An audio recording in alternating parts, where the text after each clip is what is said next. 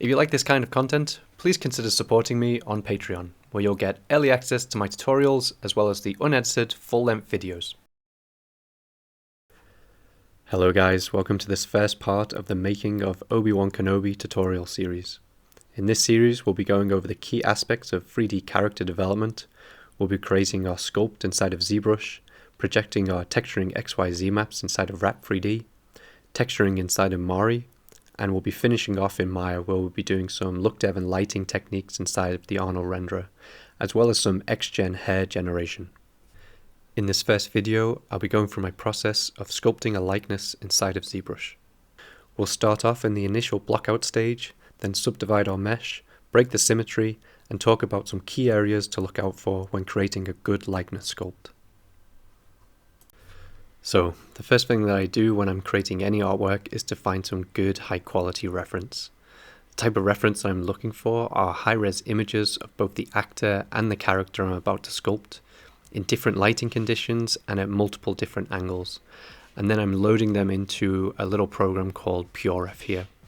So right now I'm just looking through PureRef and I'm looking for a good front view to start off with.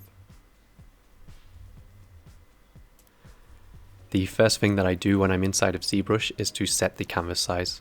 So I'm just setting this to my current monitor resolution, which is 1920 by 1080.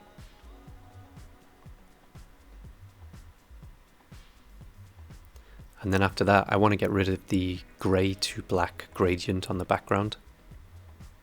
So I'm just making this a solid grey. After that, I'm ready to bring in the Polymesh 3D. I then go into edit mode and then bring in my base mesh. So I bought this base mesh from an artist called Vincent Ménier. I'll leave a link in the description below where you can find it. It comes with some good topology, some UVs, some polygroups, and it even comes with eyeballs.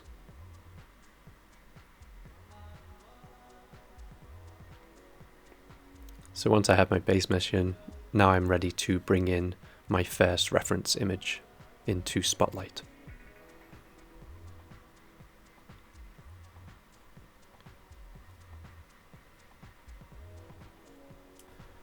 So inside of Spotlight you can move the image around with Alt and right click.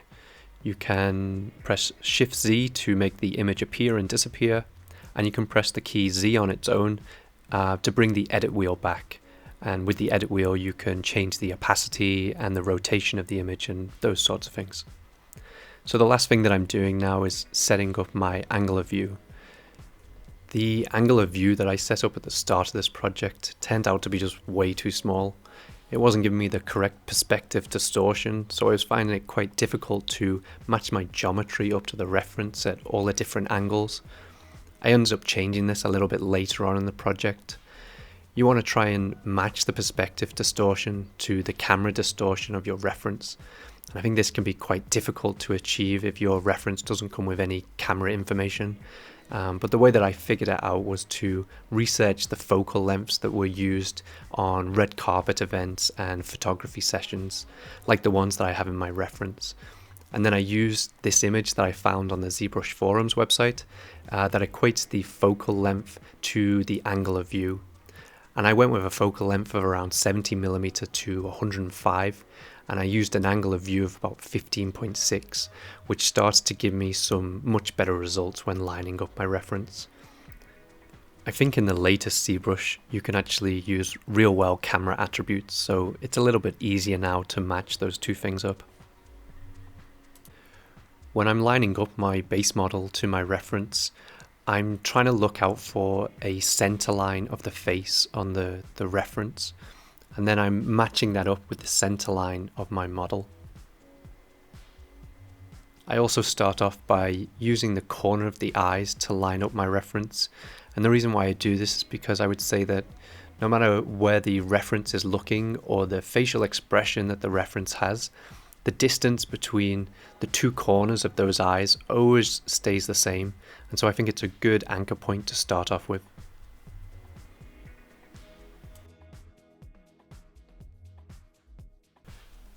When I'm ready to start working on my model, I use the move and move topological brushes to push and pull the polygons of my model into position.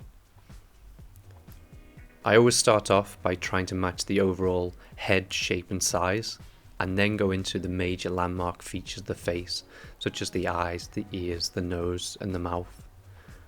I'm not looking to be too particular at this point. In fact, I'm being quite rough, just to try and get these proportions into position. In fact, I think the more aggressive you are at this stage when pushing and pulling the polygons around, I think the easier it will become later on when we try and refine these shapes. I'm just looking to try and get the overall forms of the head into position. There's no likeness here that I'm looking for, it's just proportions.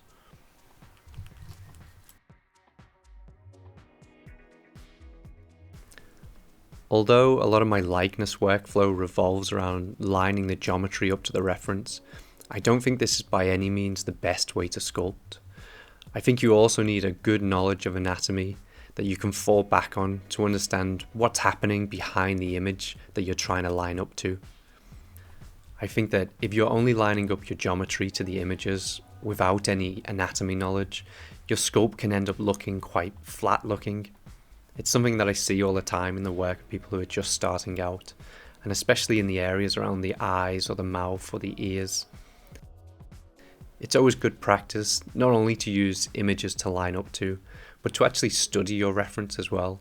Try to figure out how the shapes of the face are formed, how the eyelids are wrapped around the eye, how deep the cavities go in the ear, or how much volume there is in the lips.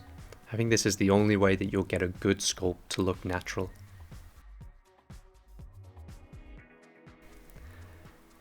I'm trying to be conscious at this stage of where my polygons are lying.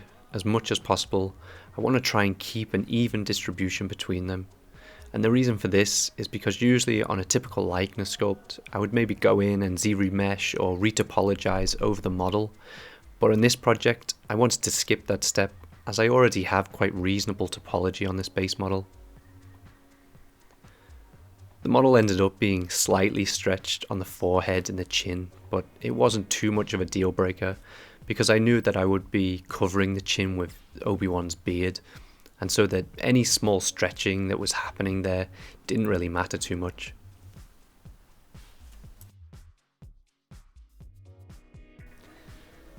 One more thing that I should also mention is to try and stay in the lowest possible subdivision level for as long as possible before moving on to the next one in the blockout stage. I always stay in subdivision level 1 and 2 and work on these until I can no longer make any reasonable changes.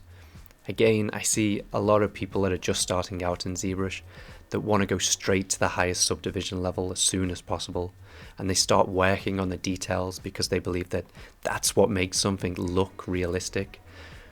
But I think if you can stick to subdivision level 1 and 2, getting in all the primary and secondary forms before moving on to the next level, it will really improve your model in the long run, and it will also teach you the anatomy skills that you'll need later on.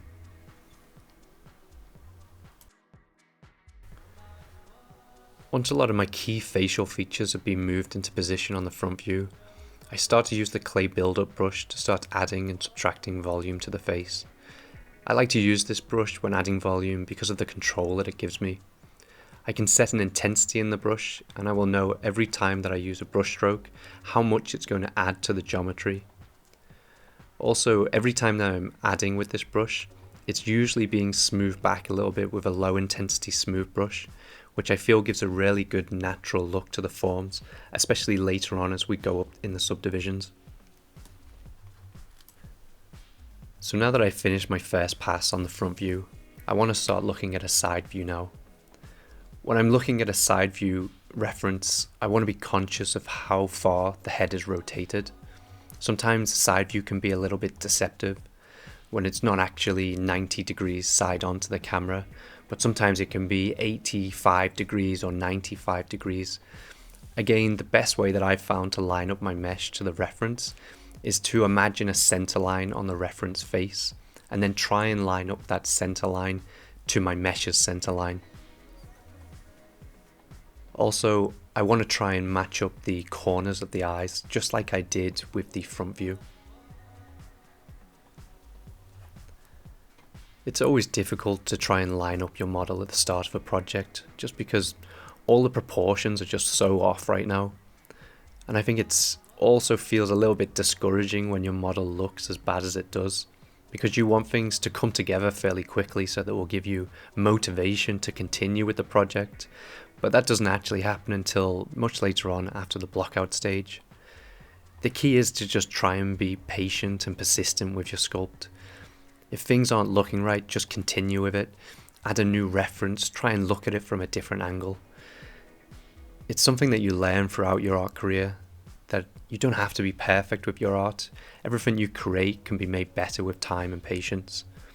And it's something that I've noticed a lot of the great artists out there have an abundance of.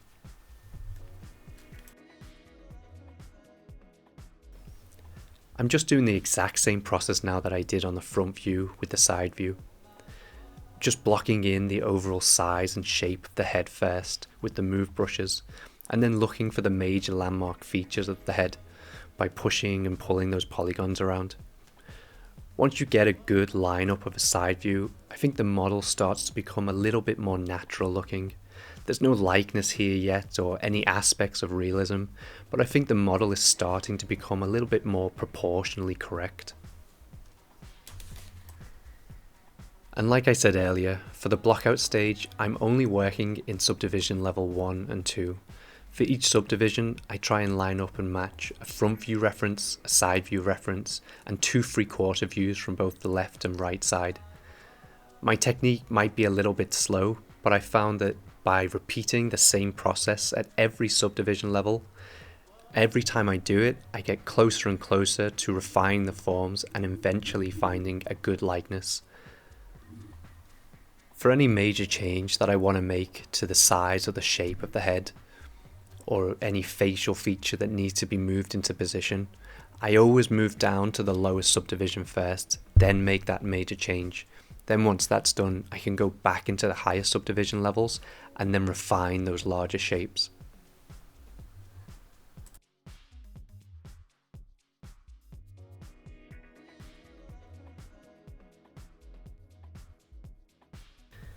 I'm skipping ahead now to the next stage of our sculpt.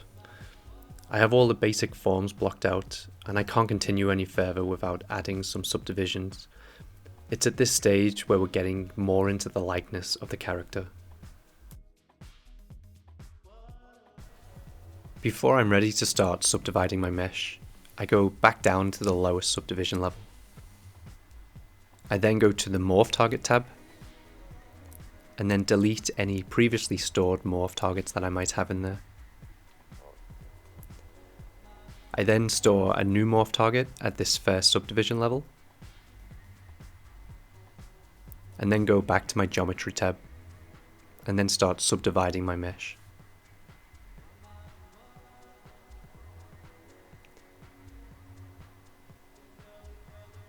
Once I'm happy with the level of subdivisions that I've made, I go back down to subdivision level 1, then to the morph target tab, and then I switch that morph target. And this just helps me retain the volume of the mesh that I've already established in subdivision level 1 without smoothing it out too much.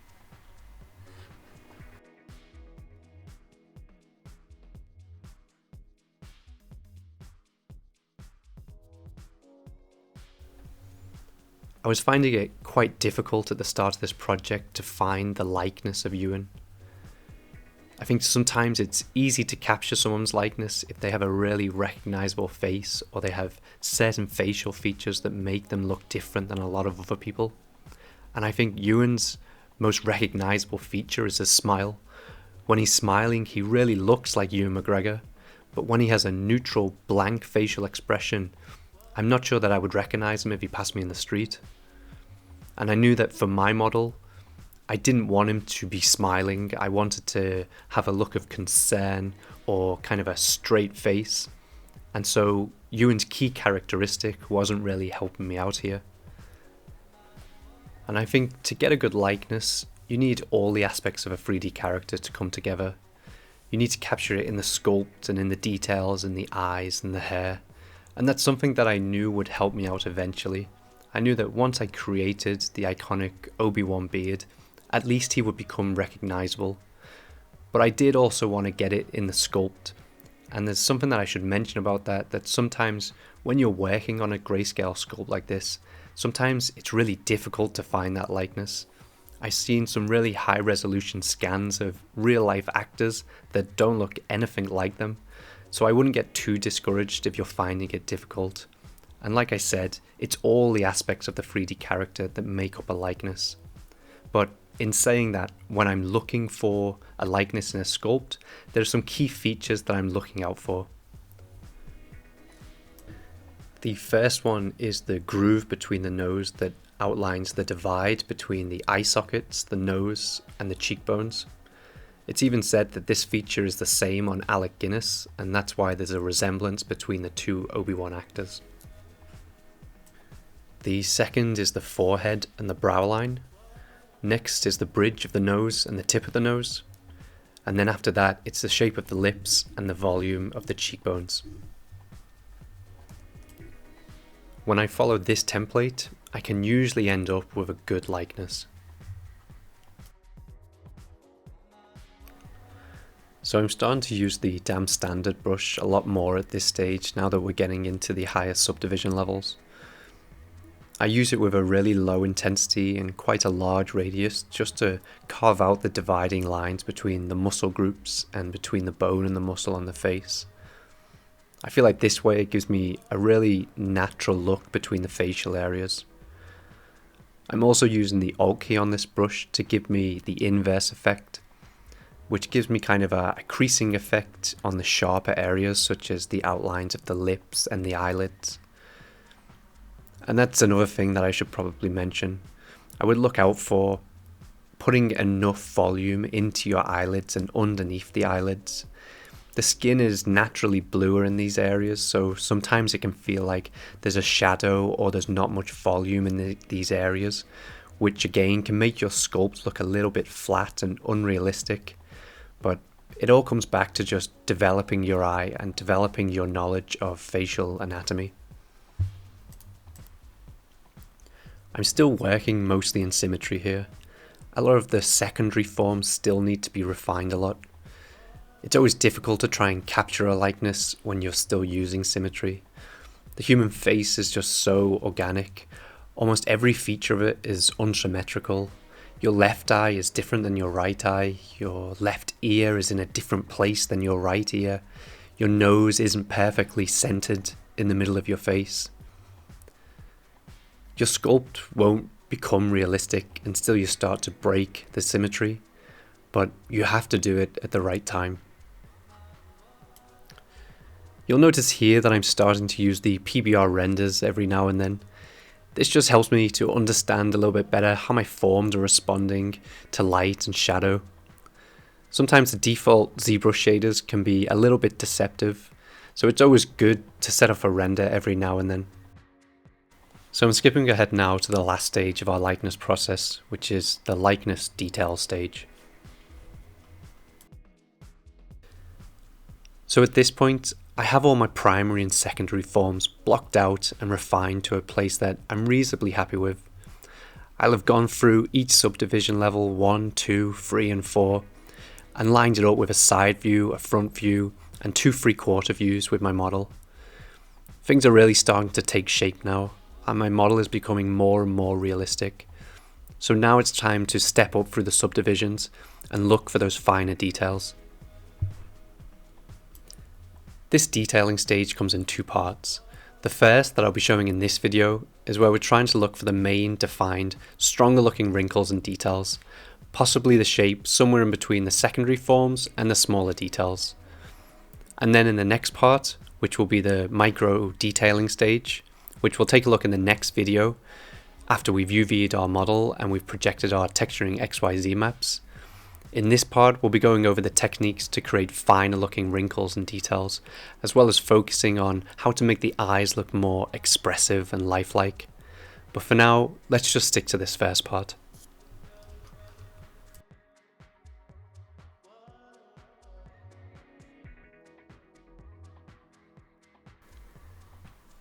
I'm really breaking the symmetry at this stage. In fact, I don't think I use symmetry going forward from now on. And whereas previously on the Blockout stage I was skipping from one part of the model to the next, I'm now spending more and more time on individual areas. I'm looking now for the really small forms that make a person look the way that they do. How the bone on the bridge of the nose protrudes out on one side more than the other, or how the crease in the brow line is biased towards one side when the person frowns, or how the fold of the skin that goes over the eyelids is affected by gravity and the shape of the eye socket. It's all these little things that really start to make your character come to life.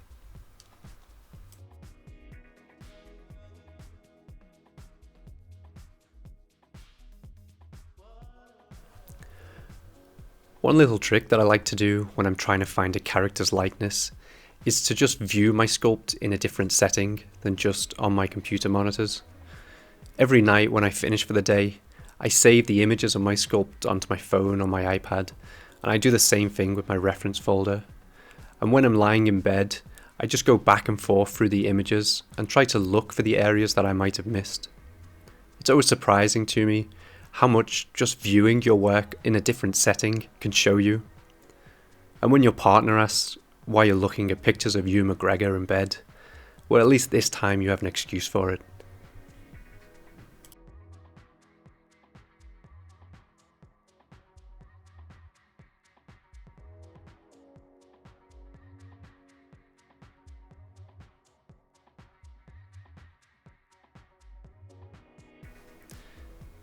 Just like the PBR renders, changing the material on your model can really help you to understand the shapes happening. I've switched to a chalk material here so I can get a better understanding of how much depth my geometry has. Sometimes it can be a little bit difficult if you're only using one shader. I'll also switch to more of a shiny plastic shader or a metallic shader a little bit further down the line when I'm in the detailing stage, just so I get a better understanding of how my details will react later on when I come to render them.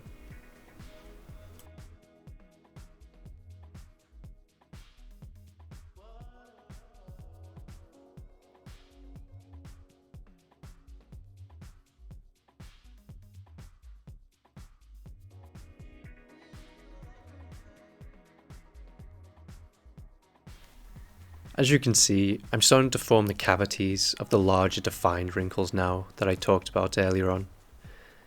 In middle-aged male characters, they're usually on the forehead above the eyes, or in the corner of the eyes, otherwise known as the crow's feet, or under the eyelids. It's basically anywhere on the face that would be repeatedly creased over time when performing the three most common facial expressions: smiling, laughing, and frowning. I'm not looking to really define these wrinkles just yet. That'll come a little bit later on once we start applying our texturing XYZ maps. I'm just trying to block out the general areas of where I think they'll be, which will make it a little bit easier for me in the next part.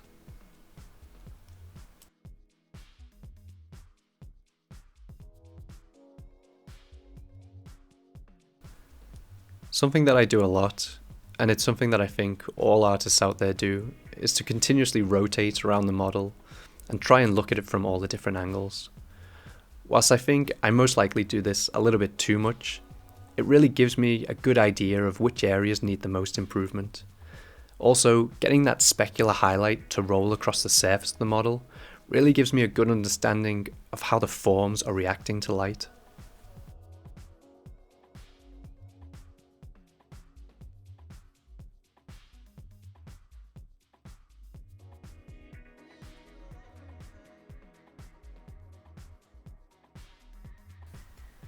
I'm also starting to think of the facial expression now that I will eventually want to apply to my character, so I'm starting to put in some small volumes around the eyes that wouldn't necessarily be there if I didn't want him to be squinting slightly.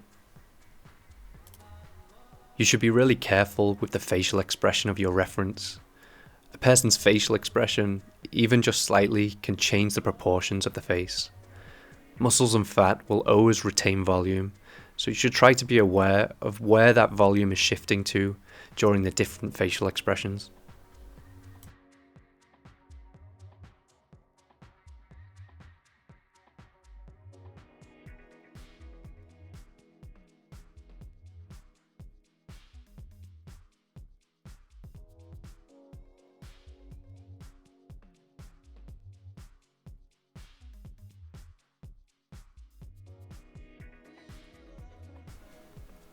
I'm almost at the end of this first detailing stage now, and like I said, this part is never truly done until you've finished your final render. I will keep going back throughout this project at subdivision level 4 and 5 to try and get those smaller adjustments in, which can really improve the realism and likeness over time. I'm at a point now where I think I won't be shifting around the topology too much on my model, so I can start to think about the micro details and the second part of this detailing stage. In the next video, we're going to be going over some UV mapping techniques and how to get the most out of our UVs. Then we'll be going through the process of projecting our texturing XYZ maps in Wrap 3D, and then we'll be applying some finishing details to our sculpt, as well as defining the expression in the eyes.